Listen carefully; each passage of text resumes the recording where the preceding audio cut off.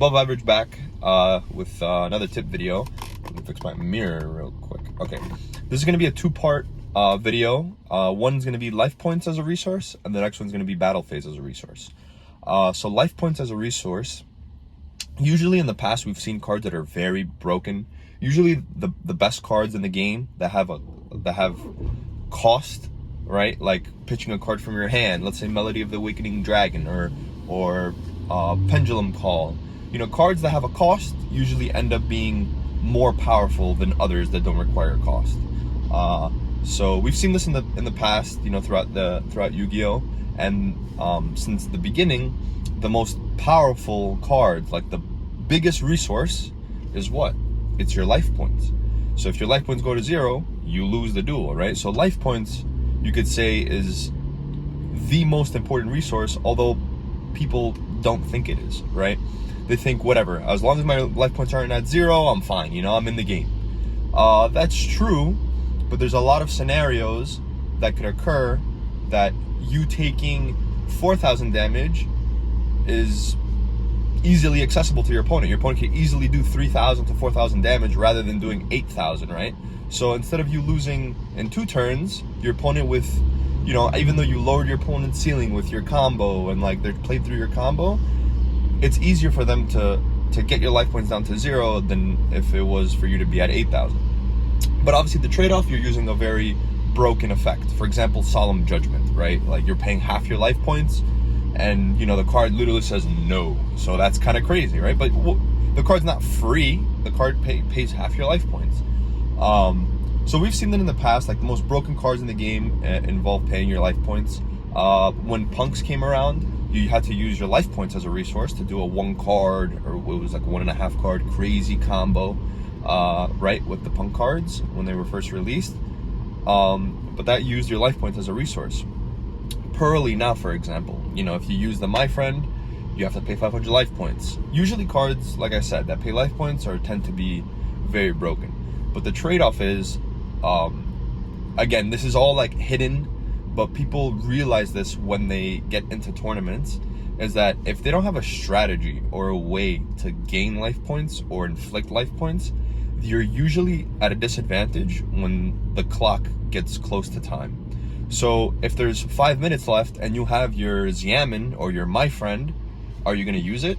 You're going to have to use it full combo, quickly, as fast as possible, with like no mistakes, no hiccups, whatever. And then you're going to have to pass, hope your opponent doesn't do damage, like plays fast too, and then you have to go and then try to go into the, it's like too much to do even in under 10 minutes. It's way too much. And like, we're not robots, right? So like, we make mistakes, we have to think, you know, it's not, and you can't stop your opponent from thinking sometimes, you know, unless it's, you know, dramatic, excessive, whatever, which also happens. But so utilizing these cards, they're very broken, but you always have to think, okay, what is my plan when I go into time? So we've seen pro players with Pearly. The deck is obviously phenomenal. It's hyper consistent. It's amazing. But they all have a problem with going into time. And that's the reason why the deck, I feel, struggles at like winning huge events or doing extremely well. It can be very powerful, you know, very consistent, but it lacks that element of when it gets near to time, it's just very hard to win, or you have to like avoid using one of your 3 best cards in your deck. And we've seen that Joshua Schmidt, he talks about this. He took a Pearlyton event and he realized that, oh snap, like, yeah, his deck is amazing, but when he goes close to time, he has nothing to do and he loses. I think Chris LeBlanc also talked about this. A lot of pro players talk about that in Pearly. It was also an issue in Punks, I remember, but then people started playing Scarlight, so that kind of helped. But then again, like when you go first, there was no way to actually gain life, so that was also an issue with that deck. So life points is an extremely important resource, even though it's not thought about as such. I think playing cards that burn your opponent, cards that, you know, increase your life points, it's like they have like hidden effects almost, and I think should be taken advantage of with quotations, meaning that like you should always have that in your deck, no matter what deck you're playing. Try to find a card that increases your life points or try to find a card that inflicts damage, especially if you're playing a deck that you have to inflict life points on yourself to even play the game, right? Cards like decks like Punks, like Pearly, etc. I know Pearly have a link too that increases your life points, but again, that's still not a good option. I mean, it's the only option, I think, but anyway.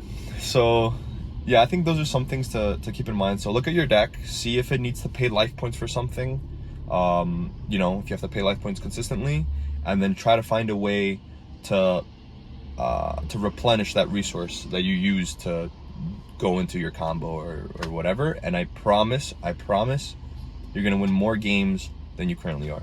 That's it.